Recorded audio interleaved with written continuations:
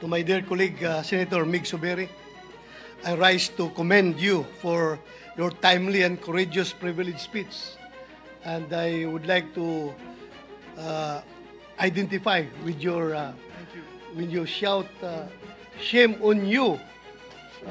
People who are behind the proliferation of this online gambling.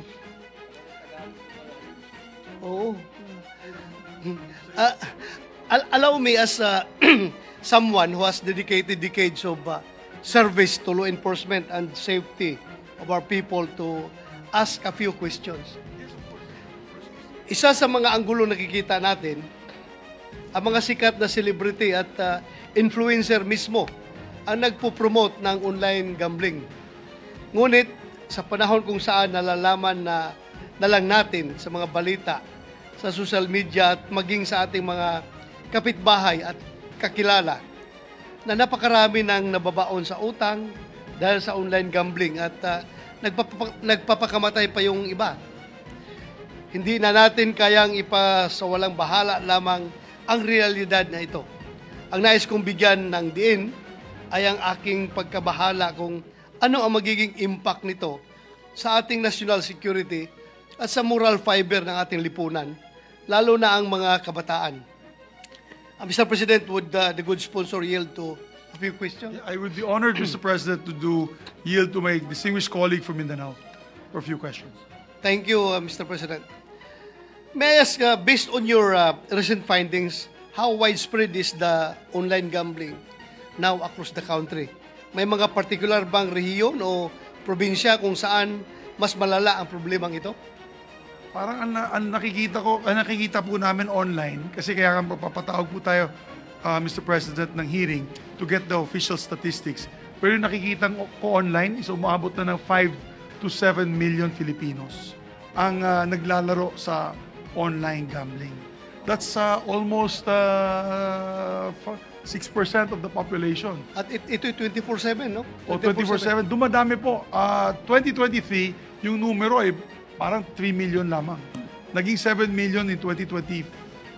2025, I've just got new statistics from my staff. It's 30% na daw ng adult population. And this will be statistics that we'll be presenting in the hearing. Kung saan galing itong mga statistics na ito. Dapat nga yung PSA, yung ating national surveyor, yung ating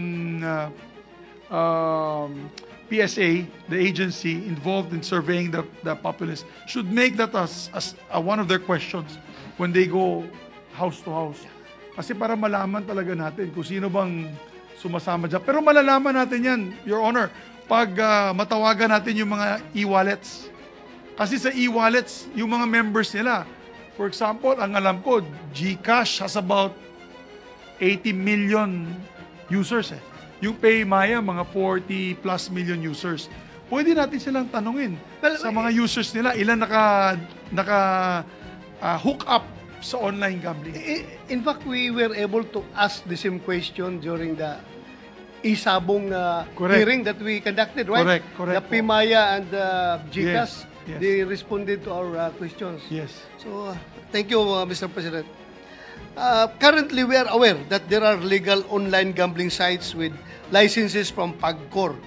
However, we also receive reports that there is a proliferation of illegal online gambling sites. Have we identified the major syndicates or operators behind these illegal gambling activities? Are these locally based or are there foreign influences involved?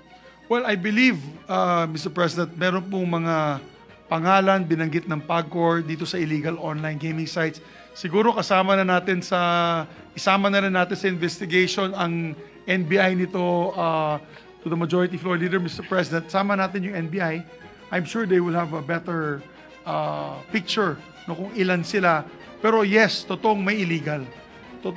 Katulad na kahapon, Mr. President, illegal online gambling yun. Yung ay nung SONA, yung pinapanood ng congressman na isabong. Bawal na yan eh. So, but that's also online gambling. Gambling din yan eh. So, negosyo, illegal yun. Ayun, dapat malaman natin sa congressman saan niya nakuha yung yung because matagal lang feed na yan. binan ng Malacanang yung Matagal online na sabong, yan. di ba? Panahon pa ni Tatay Digong. Yes, Duterte. panahon pa ni Yes. President Digong yung pinahinto niya ang online sabong. Opo.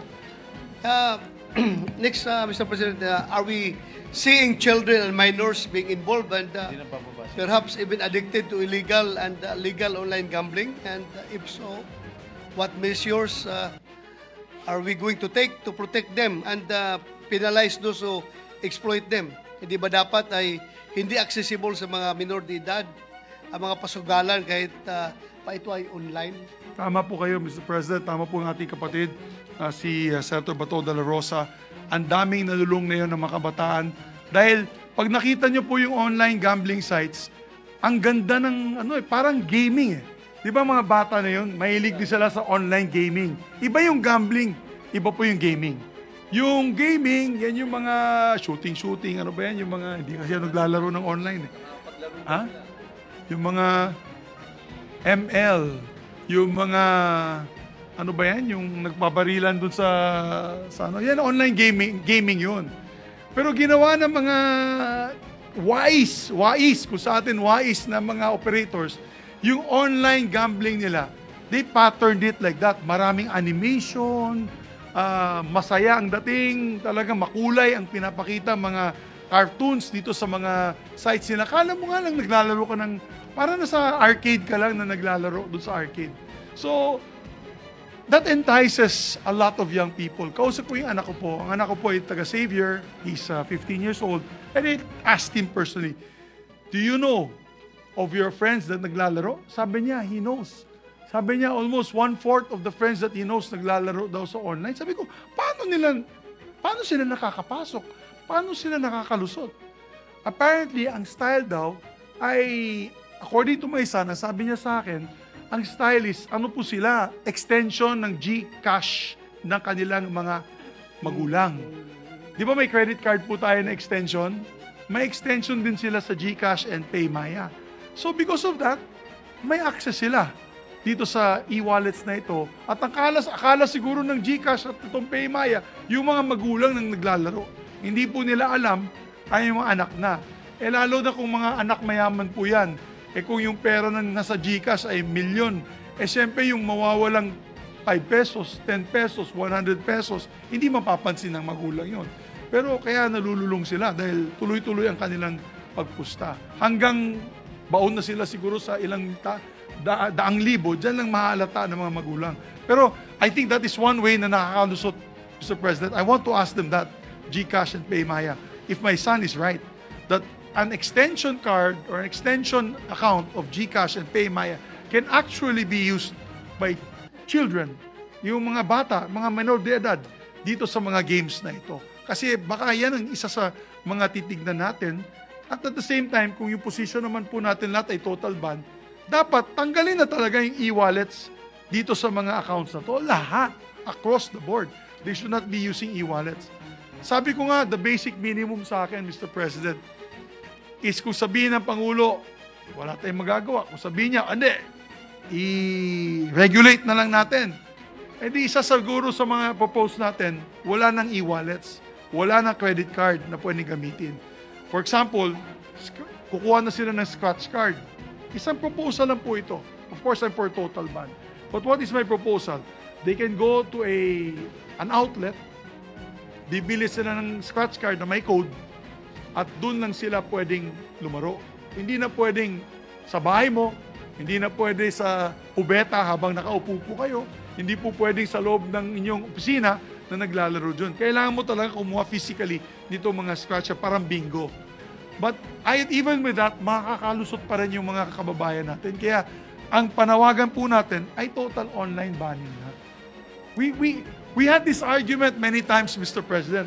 Alam po ni Senator Bato ito, maraming kumontra na iban ang Pogo. Ang sabi pa nga, binanatan nga ako sa isang radio station, radio program. Tayong dalawa. Kaming dalawa ni Majority Leader Joel, na talagang isang oras, hindi ko na babanggitin, dalawa po sila. Bumabanat sa amin na, paano nyo papakainin yung 20,000 empleyado nitong grupong ito? paano nyo papakainin yung ganitong klaseng group, ilang libong empleyado na isang POGO na ito? Tingnan mo nangyari. Naka-transition naman po sila. Nung binan po ni Pangulong Ferdinand Bongbong Marcos, sila po ay nakahanap din ng mga iba't ibang trabaho. At nakalipat po sila sa iba't ibang trabaho. But what has happened? Hindi na po natin nakikita mga sindikato nag-ooperate dito. Alam po ni Senator Bato yan because he and I are one heart lang po kami sa mga nagalit po kami sa mga nagsispiya sa ating bansa, espionage, in the guise of being POGO workers, yung mga triad, in the guise of being POGO workers, kinikidnap po nila yung mga kapwa nilang Chinese at pati na rin yung mga Pilipino, yung namatay ngayon sa pagmamayari nitong manufacturing plant na Filipino-Chinese na pinatay, nakarumal-dumal ng pagpatay sa kanya. So, ngayon na wala na pong POGO, medyo nakita natin wala na pong laman sa ating mga balita itong mga sindikatong ito. Mukhang lumayas na. Mukhang pumunta na sa Cambodia at sa ibang bansa. Kaya, I believe, Mr. President, if we are sincere in stopping this addiction, because it is now an epidemic of epidemic proportions. Imagine, I would hate to say this, but will we have to wait for another year for the next son of the president to hear him say something about this? I'm appealing to the president, if his people are listening or if he's listening to this, Mr. President, please give us guidance on this epidemic. How can we stop this epidemic from engulfing our whole country and our nation and our people with this cancer of society, Mr. President? So, Mr. President, how do you propose to go about this? Because I think, if I may suggest, it is better that before we express the sense of the Senate, we have to have first committee hearings Yes. regarding this issue so that we can be supplied with data and other informations coming from the relevant agencies and other stakeholders so that the sense of the Senate will be supported with the data and it will be very strong if we are going to do that. So that's Tama just po my kayo. my proposal, Mr. President. Tama po ang ating kapatid sa taga Mindanao, Mr. President, Senator Bato de la Rosa. And I believe magkakaroon yata ng hearing na po si Senator Erwin Tulfo next week. Ang request ko nga po sa Majority Leader, our Majority Leader, may I request that I think final naman that I may be made Chairman of the Committee on Economic Affairs. I don't want to preempt. But if possible, at the end of my speech, you can refer to the committee of Senator Erwin and my committee kasi may economic implications din po yan eh. What's the loss to government revenue? At the same time, what is the impact on the economy of our country? Thank you. Thank you, Mr. Thank you, President. Thank you, Senator Sobero. Thank you very much. Thank you,